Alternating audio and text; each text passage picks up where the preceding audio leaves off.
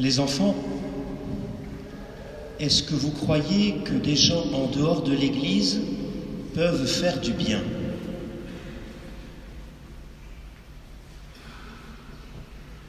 Oui, sans doute. Vous êtes timide, je vois que vous n'osez pas répondre. Heureusement que des gens en dehors de l'Église peuvent faire du bien. Et une deuxième question. Est-ce que vous croyez qu'en dehors de l'Église, des gens peuvent faire du bien au nom de Dieu?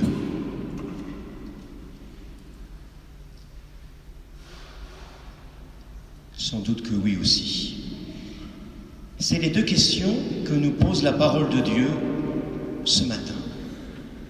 Vous l'avez vu dans l'Ancien Testament, il y a deux hommes qui n'étaient pas avec l'assemblée des croyants. Ils sortent de chez eux, ils prophétisent, autrement dit, ils parlent au nom de Dieu. Et ceux qui sont là disent « c'est pas possible, il faut les arrêter ».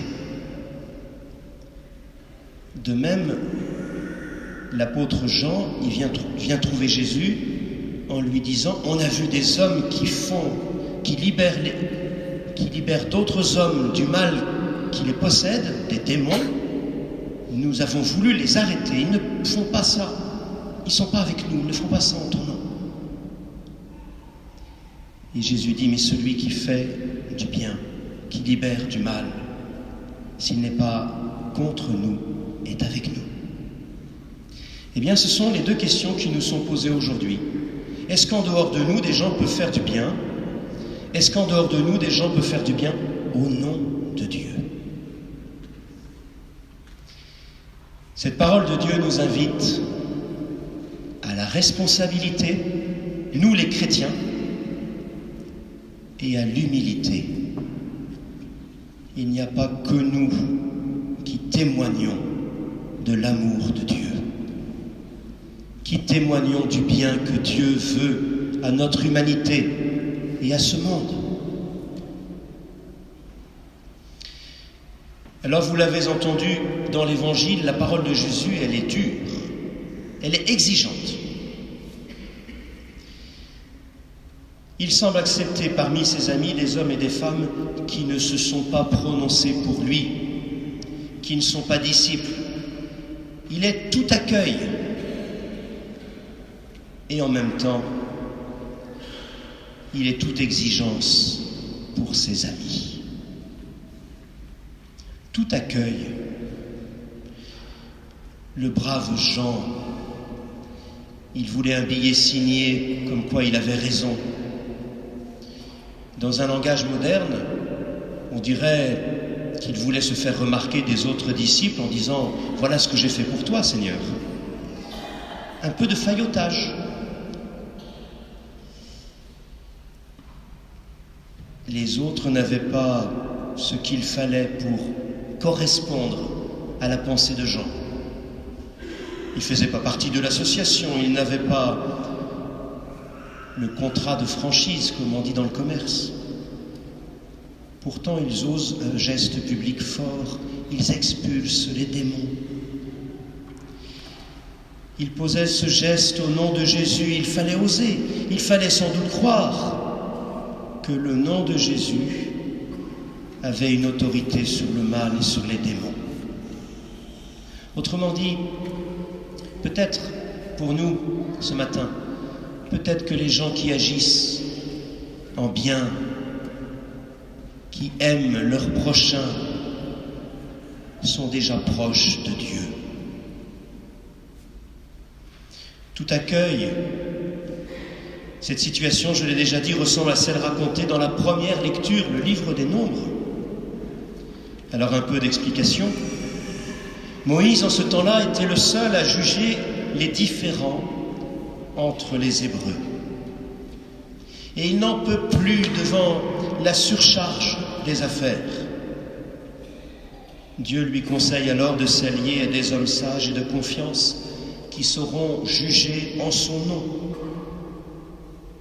Et Moïse prie pour que l'Esprit de Dieu leur soit donné comme à lui, pour juger, pour trouver des solutions, pour apporter la paix entre les hommes, la paix et la justice.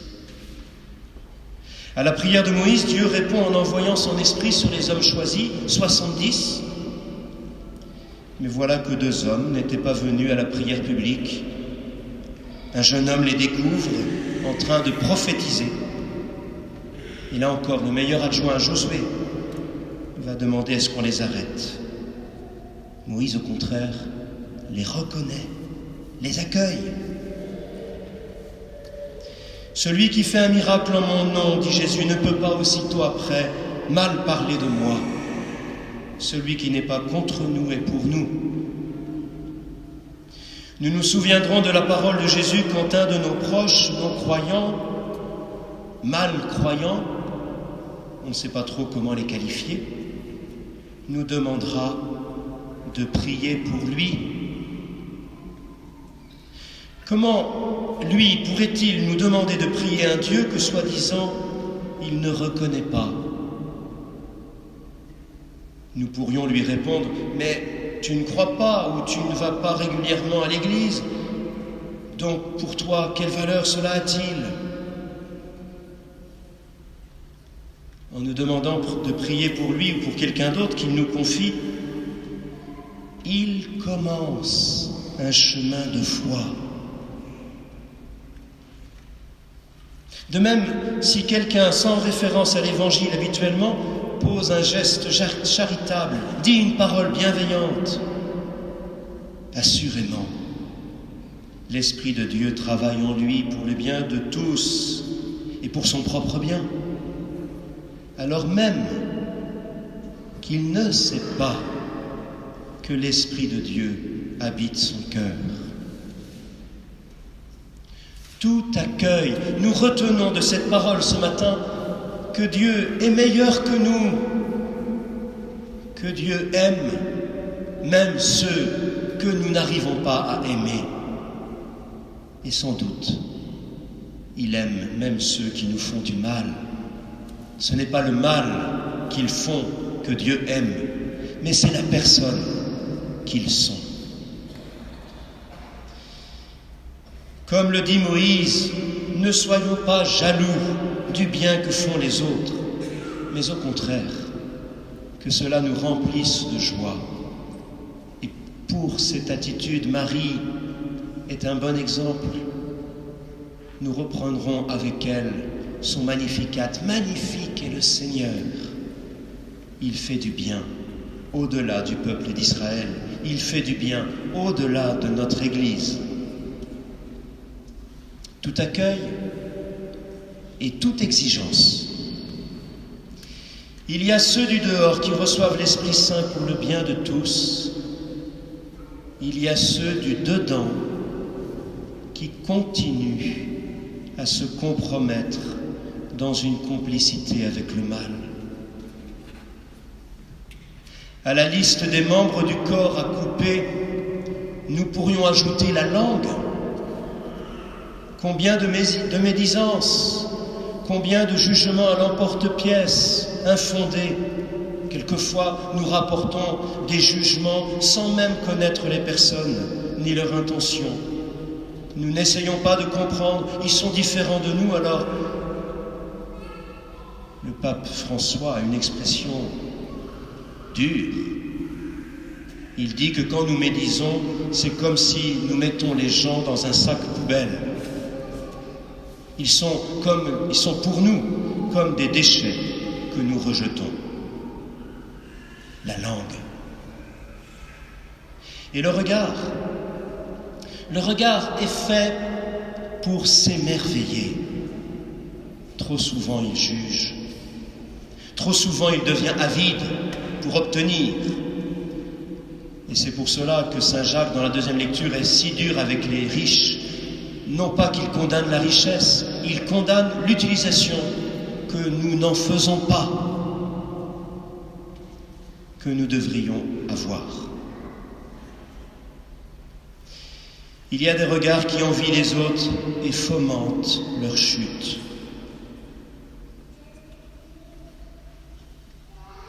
Il y a des regards qui captent pour soi-même. Oui, Jésus invite à couper ces membres par lesquels nous péchons, mais nous le savons.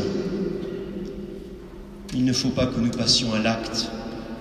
En disant cela, il désigne une origine bien plus profonde en chacun de nous, une origine intérieure. Et il nous appelle à la vigilance, au discernement, au choix de vie.